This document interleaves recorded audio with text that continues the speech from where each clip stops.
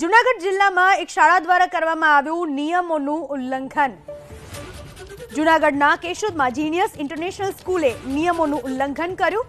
ધોરણ 5 થી 7ના વિદ્યાર્થીઓને શાળાએ બોલાવ્યા અને સરકારના નિયમોના ધજાગરા ઉડાવ્યા। વાલીની મંજૂરીથી વિદ્યાર્થીઓને શાળાએ બોલાવ્યા હોવાનું સંચાલક કરી રહ્યા છે રટણ।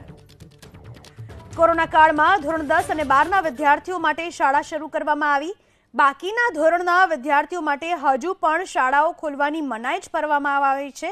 તેમ છતાં જૂનાગઢના સ્કૂલ સંચાલકે સરકારી ગાઈડલાઈનને નેવે મૂકી અને વિદ્યાર્થીઓને શાળાએ બોલાવ્યા। કેશોદની જીનિયસ ઇન્ટરનેશનલ સ્કૂલે કોરોનાના ભય વગર જ ધોરણ 5 થી 7ના વિદ્યાર્થીઓને શાળામાં બોલાવતા અનેક સવાલો ઊભા થયા।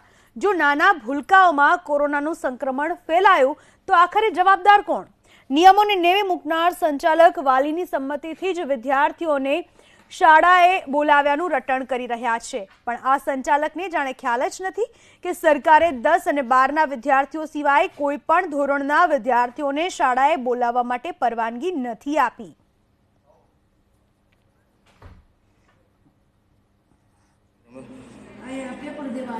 અત્યારે શું કરો? ભણો છો? અત્યારે કોના તરફથી બોલાવવામાં આવ્યા? કોઈ નહીં, પણ પેપર દેવા આવ્યા। કઈ સ્કૂલમાં ભણો? હા, અત્યારે શું કરવા આવ્યા છો? ભણવા આવ્યા છો ને? ઓકે, સ્કૂલ તરફથી બોલાવવામાં આવ્યા છે?